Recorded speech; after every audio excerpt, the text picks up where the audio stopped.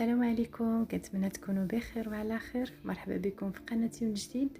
اليوم ان شاء الله غادي نوجد لكم كلاص ديال الفريز ساهل وبمكونات بسيطه وزوين بزاف لهذا الصيف. فكنتمنى الفيديو ينال الاعجاب ديالكم، وإلا عجبكم الفيديو ما تنساوش ديروا لي ابوني ولايك، ونخليكم مع المقادير وطريقه التحضير.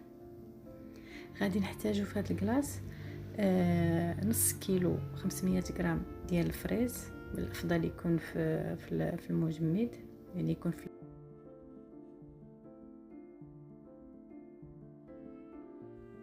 كنوضعوا هذاك الفريز في الهاشوار، او اللي عندها تيرموميكس طحنوه بتيرموميكس كيجي مطحون كتر عاد. وكنضيف عصير ديال نص حامضه، تقريبا 2 معالق كبار صافي، وكنطحنو مزيان. في الاول ما كنديروش حاجه اخرى، فقط الفريز والحامض. وكيف قلت من الافضل يكون جامد، يعني يكون من المجمد جابدينه صافي. من بعد ما كنطحنوه المره الاولى كيجي هكا مطحون مزيان.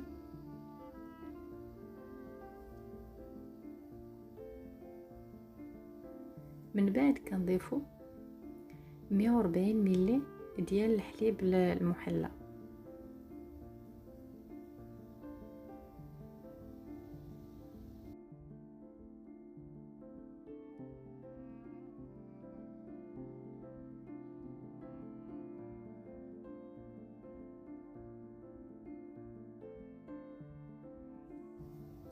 فمن بعد ما كنضيفو هذاك الحليب المحلى كنعاودو نرجعو نطحنو مزيان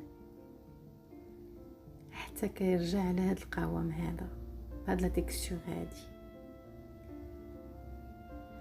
ونسيت واحد الحاجه، هو ما عرفتش، يمكن تجيكم ما عرفتش. المهم انا كنضيف قبيصه الملحه لا كلاص باش كتعادل هذيك الحلاوه صافي. من بعد كنديرو في بواطه او قالب وكندخلو للفريغو.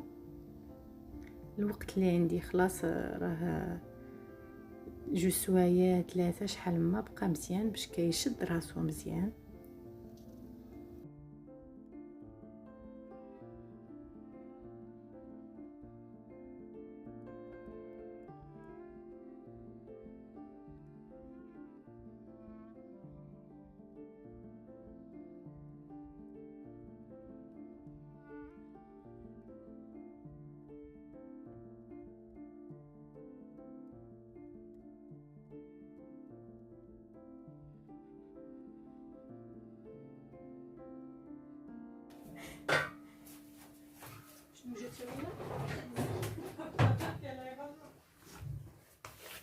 بزاف عليك.